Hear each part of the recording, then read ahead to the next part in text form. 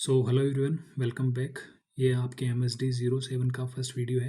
ठीक है, MSD 07 का फर्स्ट वीडियो है। देखो, इस वीडियो में आपके साथ मतलब आपके इस पर्टिकुलर सब्जेक्ट में आपको भाषा विज्ञान और हिंदी भाषा के बारे में आपसे पूछा जाएगा, राइट।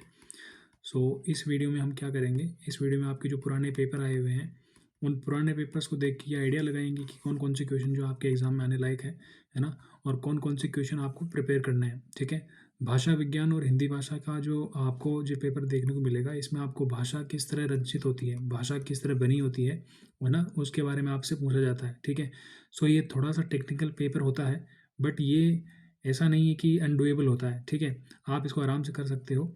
मैं आपको इसके 8 से 15 जो है आंसर दे दूंगा, मॉडल आंसर जो है टाइप करके मैं दे दूंगा। आप टेलीग्राम चैनल पर जुड़ जाइएगा, वहाँ से इसको आप एक्सेस कर सकते हो। ठीक है, सो इसके वीडियो लेक्चर भी मैं आपको एक्सप्लेनेशन के साथ दूंगा, ताकि उनको देख करके आप जो है इस पेपर की अंडरस्टैंडिंग बिठा सकते हैं, और जो आपकी अंडरस्टैंडिंग बनेगी उसके आधार पर जो है आप अपने एग्जाम में जो है उन आंसर्स को बहुत बेहतरीन तरीके से लिख सकते हैं। ठीक है, सो आइए शुरू करते हैं कि कौन कौन से क्वेश्चन इस पेपर में आने वाले हैं। तो सबसे पहले अपन देखेंगे कि 2000 जो अभी लास्ट जो पेपर हुआ था जून 2025 के अंदर, उसमें कौन कौन से क्वेश्चन आए थे।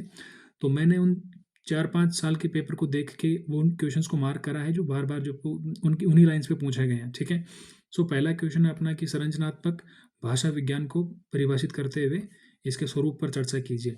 तो संरचनात्मक भाषा विज्ञान का क्वेश्चन जो है आपका बार बार आया हुआ है। इसके इर्द गिर्द अगर कोई क्वेश्चन आता है तो आप इसके मॉडल आंसर से आप जो है उसका आंसर दे सकते हो। ठीक है, इसके बाद समाज भाषा विज्ञान का अध्ययन आवश्यक क्यों है। ठीक है, कि भाषा विज्ञान जो है इसका समाज भाषा विज्ञान का अध्ययन क्यों आवश्यक है, इसके महत्व और स्वरूप पर प्रकाश डाले। तो ये क्वेश्चन भी बहुत ज़्यादा महत्वपूर्ण हो जाता है। जैसा कि सब्जेक्ट का नेचर है उस हिसाब से इस तरह के क्वेश्चन जो है रिपीट होने के चांसेस ज़्यादा रहते हैं। ठीक है, और इसके बाद आपकी जो जून 2025 के जो पूरा पेपर है उसमें, क्योंकि आप देखोगे तो आप यहाँ पाओगे कि जो आपका, जस्ट गिव ए सेकेंड, जैसे कि आपका जो जून 2024 में पेपर हुआ था उसके बहुत सारे क्वेश्चन सेम टू सेम उन्हीं लाइंस पे आपको जो है दिसंबर 2024 वाले पेपर में देखने को मिले थे। जैसे कि मैं आपको बताऊं तो यहाँ पर देखो, जून 2024 में आपसे पूछा गया था कि संप्रेषण में भाषा की भूमिका क्या है। ये वाला जो क्वेश्चन है आप यहाँ पे आप देख रहे होंगे, संप्रेषण में भाषा की भूमिका क्या है। तो जून 2024 में जो पूछा वही दिसंबर 2024 में भी सेम टू सेम उसी तरह पूछा है। तो देखो यहाँ पे पूछा हुआ है कि संप्रेषण में भाषा की भूमिका क्या है। तो क्वेश्चन ऑलमोस्ट आपके वही आसपास ही रहने वाले हैं, इनसे कुछ अलग अलग नहीं आने वाला है। ठीक है, जो भी महत्वपूर्ण क्वेश्चन होंगे उनमें से 8 से 10, 12 या 15 क्वेश्चन, क्योंकि आपके संडे की छुट्टी है बीच में, तो आप जो है थोड़ा सा एफर्ट लगा के इसको थोड़ा सा पेपर को अच्छा कर सकते हो। अगर पहले पुराने पेपर में आपकी कोई वीकनेस रह गई है या फिर आपको लगता है कि मैं सेटिस्फेक्शन नहीं हूँ मेरे पेपर से, तो आप इस पेपर में जो अच्छा परफॉर्म कर सकते हैं। ये पेपर आपका 2 घंटे का होने वाला है। ठीक है, 50 मार्क्स का ये पेपर होगा। ठीक है, सो ये आपको चीज़ें कुछ ध्यान रखनी होगी। तो क्वेश्चन कौन कौन से पहले अपन उनको देख लेते, ताकि एक अंडरस्टैंडिंग आपकी बन जाएगी कि हमें कौन कौन से जो है क्वेश्चन करने होंगे या हमें कौन कौन सी चीज़ें पढ़नी होंगी। ठीक है, पढ़ना क्या है आपको, केवल मैं जो बोलूँगा, मैं जो वीडियो लेक्चर में आपको बताऊँगा आने वाले लेक्चर्स में, वो आपको केवल सुन जाने हैं। और सुन जाने मात्र से आपको वो चीज़ें इतनी याद रह जाएंगी कि आप जो है अगले दिन जो है एग्जाम में जाके उनको लिख पाओगे। ठीक है, सो जिस तरह जून 2024 के जो क्वेश्चन थे आपके दिसंबर 2024 में रिपीट हुए, उसी तरह जून 2025 के क्वेश्चन जो है आपके दिसंबर 2025 में इंपॉर्टेंट होने वाले हैं। मतलब आपकी जो आने वाला पेपर है परसों के दिन 15 तारीख को, उसमें जो है आपके महत्वपूर्ण होने वाले हैं। ठीक है, सो इस प्रकार हम देखेंगे कि वाक्य का स्वरूप स्पष्ट करते हुए वाक्य की संरचना की चर्चा कीजिए। मनोभाषा विज्ञान से तात्पर्य क्या है, ये भी आपको देखना पड़ेगा। ठीक है, इसका अध्ययन क्यों आवश्यक है। प्रोक्ति की संकल्पना को सोदाहरण स्पष्ट कीजिए, तो ये क्वेश्चन भी काफ़ी महत्वपूर्ण है। ठीक है, इसके अलावा भाषा विज्ञान के अध्ययन का अनुवाद के महत्व पर प्रकाश डालिए। आपको करने 5 प्रश्न ही हैं। ठीक है, एडिशनल नॉलेज तो आपको होनी चाहिए। ठीक है, क्योंकि अगर कोई ऐसी सिचुएशन आ जाए कि कोई क्वेश्चन जो आसपास में आपने पढ़ा नहीं है, तो फिर अगर आपके पास थोड़ी बहुत भी इन्फॉर्मेशन नहीं होगी तो आप उसको कर नहीं पाओगे, राइट। सो इसलिए आपको थोड़ा सा जून 2025 वाले पेपर को तो आपको मैं पूरा करवाऊंगा ही बहुत बेहतरीन तरीके से, ताकि आपको जो है अगर इस पेपर में से कुछ रिपीटेशन क्वेश्चन 1-2 क्वेश्चन भी मिल जाए तो आपका 40% पेपर तो यहीं से हो जाएगा। बाकी बचेंगे आपके तो वो आपके 2024 वाले पेपर से, जो 2024 में जून और दिसंबर दोनों में हुए हैं, उनके क्वेश्चन से आपकी बाकी चीज़ें कवर हो जाएगी, राइट। सो इसमें भाषा विज्ञान के अध्ययन का अनुवाद पर महत्व डालिए और भारतीय भाषाओं के संदर्भ में हिंदी के महत्व की प्रासंगिकता पर डालिए। ठीक है, इसके बाद इसमें 8वां 9वां क्वेश्चन जो है आपका इसमें डिफ्रेंशिएट क्रिएट करने वाला था कि स्वर और व्यंजन में जो आप डिफरेंस क्रिएट कीजिए, या इसमें कौन कौन से अंतर है ये पूछते हैं। तो इस तरह अंतर वाले पूछते हैं कि भाषा और बोली में क्या अंतर है, विकारी और अविकारी शब्द, ये बहुत बार पूछा गया है। जिनको मैंने रेड बॉक्स में मार्क किया हुआ है वो बार बार पूछा गया है, ठीक है। तो वो तो काफ़ी ज़्यादा महत्वपूर्ण है, वो तो पढ़ने ही पढ़ने हैं आपको, ठीक है। स्रोत भाषा और लक्ष्य भाषा में अंतर क्या होता है, ये भी आपको जो है पढ़ना है, ठीक है। इसके बाद में ये दोनों क्वेश्चन जो है बार बार पूछे गए, जो रेड मार्क किया हुआ है ब्लूमफील्ड का भाषाई चिंतन, ये पहले भी पूछा गया, 2024 के पेपर्स में पूछा गया है, तो 2025 में भी पूछा गया है। तो मेरा कहने का सिंपल सा मतलब ये है कि आपको किसी सब्जेक्ट को लेकर के पैनिक होने की जरूरत नहीं होती है, ठीक है। जब आप पुराने 4-5 साल के या 3 साल के पेपर भी आप देख लेते हो तो आपको पता लग जाता है कि कौन से क्वेश्चन जो है करने लायक और कौन कौन से क्वेश्चन जो करने हैं, ठीक है। सो डरना नहीं है, सिंपली आपको इस वीडियो की सीरीज़ को फॉलो करना है। मैं प्लेलिस्ट इसमें बना दूंगा आपके साथ इन पूरी पर्टिकुलर MSD 07 की। इनसे पहले भी जो प्लेलिस्ट मैंने बनाई है वो काफ़ी ज़्यादा हेल्पफुल रही है लोगों को, है ना। आप उनके कमेंट्स वगैरह पढ़ सकते हो, देख सकते हो कि कितना जो है उनको बेनिफिट मिला है, ठीक है। सो हिंदी, उर्दू और हिंदुस्तानी, इनके अंदर टिप्पणी लिखनी है आपको, किन्हीं 2 पे टिप्पणी लिखनी है, तो इस पर लिख सकते हो आप, है ना। और ब्लूमफील्ड का भाषाई चिंतन जो है बार बार पूछा गया है, तो आप इसको भी जो है पढ़ लेंगे, तो इससे आपका क्वेश्चन जो है बन जाएगा, ठीक है। इसके बाद अपन 2024 के क्वेश्चंस की बात करें तो देखो, आप जो नॉलेज यहाँ पर गेन करोगे, जो चीज़ें आपको सुनने में आएंगी ना, वही चीज़ें आपको वहाँ जाके लिखनी है, ठीक है। क्वेश्चन किसी भी तरह का आएगा तो आपके पास अगर मोटा मोटा नॉलेज होगा तो आप कोई भी क्वेश्चन का आंसर बना पाने की कंडीशन में होंगे, ठीक है। तो इस तरह आपको क्वेश्चन को हैंडल करना है, ठीक है। कोई प्रॉपर आंसर नहीं होता, आपको केवल अंडरस्टैंडिंग होनी चाहिए, ठीक है। अंडरस्टैंडिंग होने के बाद जो आपको आंसर बनाने में समस्या नहीं आती। तो भारत में भाषाई चिंतन की परंपरा का संक्षिप्त में वर्णन कीजिए या विवरण दीजिए, एक ये क्वेश्चन है, ठीक है। एक सिंपल सा प्रश्न है कि संप्रेषण और संचार में क्या अंतर है। शब्द दोनों एक जैसे लगते हैं कि संप्रेषण और संचार का मतलब तो एक जैसा ही होता है, बट दो शब्द बनाए हैं अगर भाषा के अंदर तो उनका अलग अलग अर्थ होता है, ठीक है। तो इसका अंतर स्पष्ट करते हुए संप्रेषण के विकास की चर्चा कीजिए कि संप्रेषण का विकास किस तरह हुआ, ठीक है।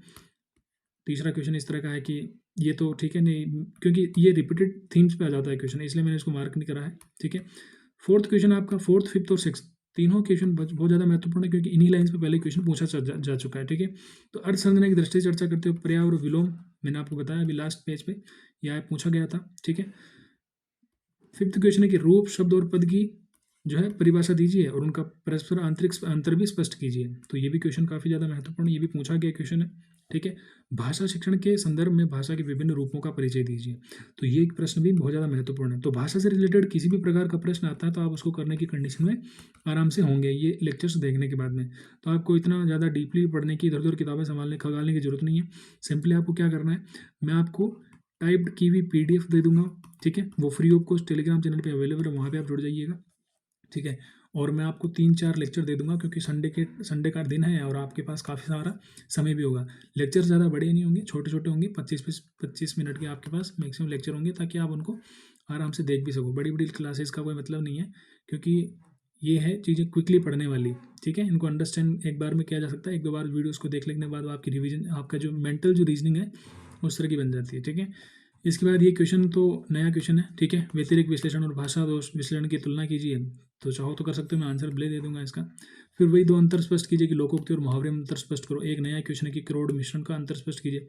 पद और वाक्य कोई 2 करने हैं, ठीक है। शब्द और अर्थ का अंतर स्पष्ट कीजिए। तो कोई 2 करने हैं, कोई बड़ी बात नहीं, आराम से आप इसको कर सकते हो, ठीक है। सो इसके बाद है समाज भाषा विज्ञान। बड़े बड़े क्वेश्चनों में कई बार समाज भाषा विज्ञान का जिक्र हुआ है, तो वहाँ से आप जो आंसर पढ़ोगे वही उसी आंसर को है जो यहाँ पे भी आप उससे इस क्वेश्चन को डील कर सकते हो, राइट।